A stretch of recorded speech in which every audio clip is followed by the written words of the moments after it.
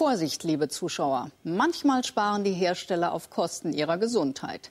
Gerade heute hat der TÜV einmal mehr vor krebserregenden Weichmachern in verschiedenen Produkten gewarnt. Doch die sind weiterhin im Handel. Warum bewegt sich der Verbraucherschutz nur im Schneckentempo? Eine Armbanduhr, ein Werkzeugset und ein Maßband. Gegenstände, die viele Verbraucher häufig in die Hand nehmen. Sie sind ins Visier des TÜV Rheinland geraten. Rund 30 solcher Produkte wurden wissenschaftlich untersucht. Der Verdacht? In den dunklen Kautschukoberflächen könnten gesundheitsgefährdende Weichmacher stecken, sogenannte PAKs. Viele davon gelten als krebserregend und erbgutschädigend. Wir haben Produkte im Markt gefunden, die gravierend über den freiwilligen Orientierungswerten für PAKs, also für polyzyklische aromatische Kohlenwasserstoffe liegen. Gravierend höher heißt, wir haben teilweise bis zu dem 1000-fachen diesen Orientierungswert überschritten. Das ist insbesondere sehr gefährlich, weil diese PAK können über Hautkontakt relativ einfach in den menschlichen Körper eindringen.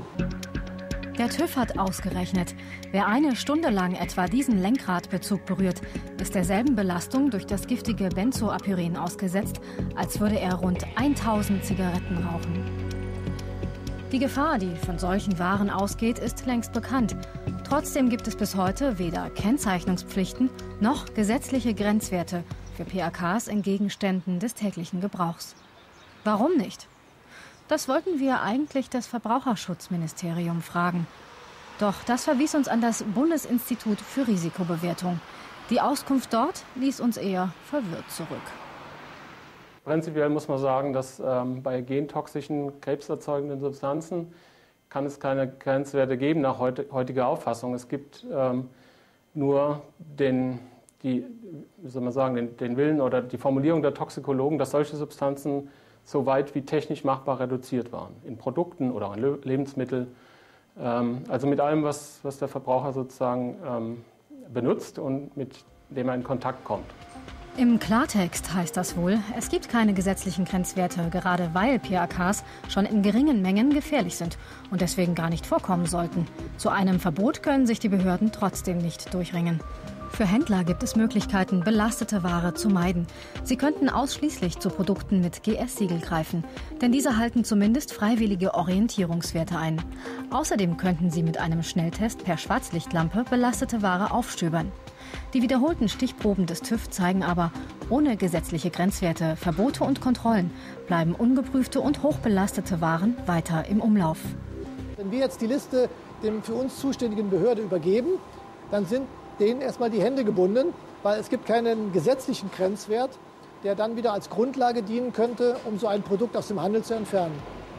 Die Liste anderer verdächtiger Produkte ist lang. Seit Jahren warnen Wissenschaftler vor hormonell wirksamen Stoffen im Mineralwasser aus Plastikflaschen. Eine Prüf- oder Kennzeichnungspflicht gibt es aber immer noch nicht.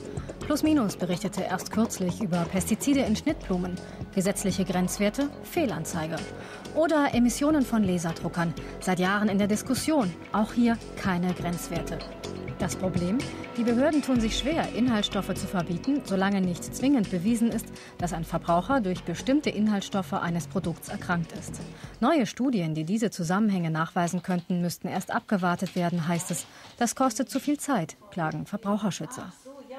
Wir erwarten insbesondere natürlich von einem Verbraucherschutzministerium und auch einer Bundesanstalt für Verbraucherschutz, dass sie auch den Verbraucher schützt und dass sie, sobald Warnhinweise auftreten, diese auch ernst nimmt, denen nachgeht, entsprechende vorsorgliche Empfehlungen ausspricht, zum Verzicht zum Beispiel, und dann sich natürlich auch dafür einsetzt, dass diese Stoffe verboten werden.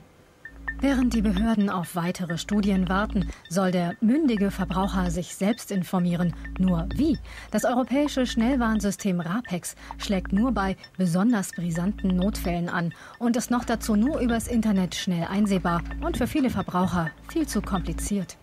Möchte ein Kunde wissen, ob beispielsweise ein Spielzeug oder ein Kleidungsstück einen der 15 besonders besorgniserregenden Stoffe enthält, kann sich der Hersteller reichlich Zeit lassen mit seiner Antwort. Stolze 45 Tage.